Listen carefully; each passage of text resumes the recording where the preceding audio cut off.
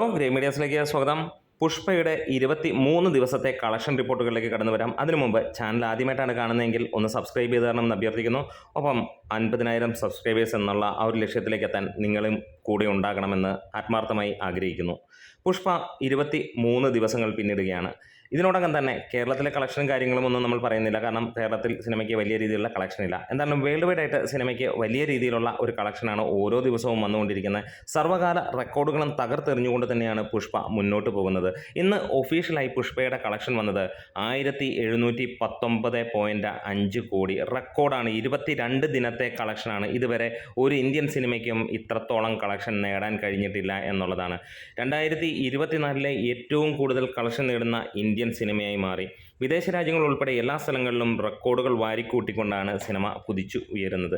ഹിന്ദിയിൽ നിന്ന് മാത്രമായി സിനിമ നേടിയിരിക്കുന്നത് 740.25 കോടിയാണ്. അതും ഒരു ചരിത്ര റെക്കോർഡ് തന്നെയാണ്. ഒരു ഹിന്ദി സിനിമ പോലും അങ്ങനെ ഉള്ള ഒരു കളക്ഷൻ ഹിന്ദി മേഖലയിൽ നിന്ന് നേടിയിട്ടില്ല. തീർച്ചയായും നമ്മൾ 1000 കോടിയാണ് നമ്മളിവിടെ ഏറ്റവും കൂടുതലായി എക്സ്പെക്റ്റ് ചെയ്യുന്നത്. ഹിന്ദിയിൽ നിന്ന് മാത്രം 1000 കോടി നേടുന്ന സിനിമ 3-ാം വീക്കിലും മറ്റൊരു തരംഗമാണ് ഈ സിനിമ സൃഷ്ടിക്കുന്നത്.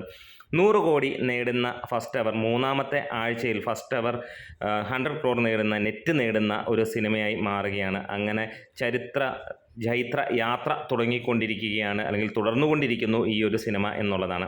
നേപ്പാളിൽ കഴിഞ്ഞ ദിവസം സിനിമയുടെ ഏറ്റവും വലിയ കളക്ഷൻ, അതായത് നേപ്പാളിൽ റിലീസ് ചെയ്തിട്ടുള്ള ഫോറിൻ ഫിലിംസിൽ ഏറ്റവും കൂടുതൽ കളക്ഷൻ നേടുന്ന സിനിമയായി മാറി. 24.25 കോടിയാണ് സിനിമ നേടിയത്. ഇതിനോടകം തന്നെ മണിക്കൂറുകളിൽ 7000, 8000 ടിക്കറ്റുകളാണ് സിനിമയ്ക്ക് വിറ്റുകൊണ്ട് ഇരിക്കുന്നത്. പുഷ്പയ്ക്ക് ഇന്നലെ മാത്രം വിറ്റുപോയത് 1,15,000 മുകളിലുള്ള ടിക്കറ്റുകളാണ്. ഇപ്പോൾ തന്നെ 18.5 കോടി ടിക്കറ്റുകളാണ് സിനിമയ്ക്ക് വിറ്റുപോയിരിക്കുന്നത്.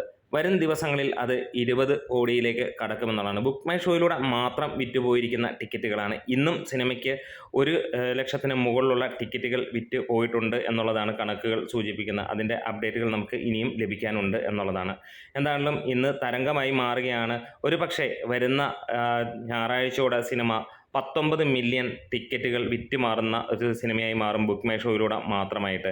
അത് ഒരു സർവ്വകാല റെക്കോർഡാണ്. ഇപ്പോൾ 18.7 മില്യൺ ആണ് ഇപ്പോൾ നിൽക്കുന്നത്. 18.5 നിന്ന് 18.7 അതുപോലെ തന്നെ ഇന്നത്തെ ഒരു അപ്ഡേറ്റ് നമുക്കിപ്പോൾ ലഭ്യമായിട്ടുണ്ട്. ഇന്നത്തെ ടോട്ടൽ ടിക്കറ്റ് വിറ്റുപോയിരിക്കുന്നത് 1,16,960 ടിക്കറ്റുകളാണ് രാത്രി 11 മണി വരെ വിറ്റ് പോയിരിക്കുന്ന എന്നുള്ള ഒരു അപ്ഡേറ്റ്, ജസ്റ്റ് വന്ന ഒരു അപ്ഡേറ്റാണ്.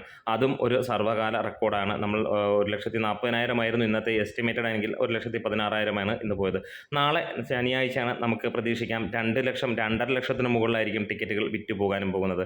എന്തായാലും ഇവിടെ പുഷ്പ തരംഗമായി മാറുകയാണ്. തരംഗം എന്നല്ല പറയേണ്ടത്, ഒരു വലിയ സ്ഫോടനമായി തന്നെ മാറുകയാണ് ഇന്ത്യൻ ഫിലിം ഇൻഡസ്ട്രിയിൽ.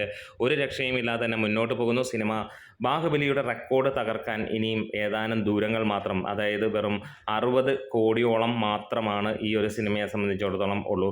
അത് വരുന്ന ദിവസങ്ങളിൽ, അതായത് ജനുവരി 1 വരെ പോകണ്ട, ഒരു പക്ഷേ ഈ ഒരു ശനി ഞായറോട് കൂടി തന്നെ എത്തും. അതിന് ശേഷമാണ് ഇനി അങ്ങോട്ടുള്ള ആദ്യ നമ്പർ പിടിക്കാനുള്ള ആ ഒരു യാത്ര. അതെ, ദംഗലിൻ്റെ ഒരു വർഷത്തിന് മുകളിലെടുത്ത ഓട്ടത്തിൽ എടുത്ത 2000 കോടി എന്ന ആ ഒരു കണക്കിലേക്ക് എത്താൻ വേണ്ടിയിട്ട് തീർച്ചയായും ഈ സിനിമ എത്തും. അതിൻ്റെ മുകളിലേക്ക് എത്തുമെന്നുള്ളത് ഉറപ്പാണ്. നമ്മുടെ വീഡിയോസ് ഇഷ്ടമായെങ്കിലും സപ്പോർട്ട് ചെയ്തരണം. Great medias.